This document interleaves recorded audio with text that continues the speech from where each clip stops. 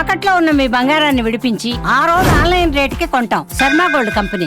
నిన్న మొన్నటి వరకు ఆమె ఓ సాధారణ యువతి. కుటుంబ పోషణ కోసం పూసల దండలు అమ్మే అమ్మాయి. కానీ నేడు ఆమె లైఫ్ స్టైలే మారిపోయింది.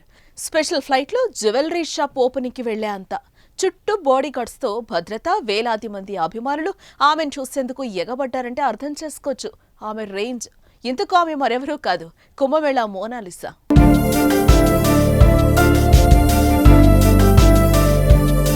ఉత్తరప్రదేశ్లోని ప్రయాగరాజ్లో జరుగుతున్న మహాకుంభమేళాతో ఒక్కసారిగా ఫేమస్ అయిపోయింది మోనాలిసా భోంస్లే. అక్కడ పూసల దండలు, రుద్రాక్షలు అమ్ముకోవడానికి వచ్చి తన అందం, అమాయకత్వంతో అందరి దృష్టిని ఆకర్షించింది. అందమైన చిరునవ్వు, ఆకట్టుకునే రూపం, తేనె కళ్లతో మోనాలిసా సోషల్ మీడియా సెన్సేషనల్ గా మారిపోయింది. ఆమె ఫోటోలు, వీడియోలు సోషల్ మీడియాలో షేర్ చేయగా ఓ రేంజ్ లో వైరల్ అయ్యాయి. ఇప్పుడు అదే క్రేజ్తో ఒక బాలీవుడ్ సినిమాలోనూ అవకాశం సంపాదించుకుంది. బాలీవుడ్ డైరెక్టర్ సనోజ్ మిశ్రా తెరకెక్కిస్తున్న ది డైరీస్ ఆఫ్ మణిపూర్లో మోనాలిసా ప్రధాన పాత్రలో నటిస్తోంది. ఇందుకోసం ఆమెను అన్ని రకాలుగా ప్రిపేర్ చేస్తున్నారంట.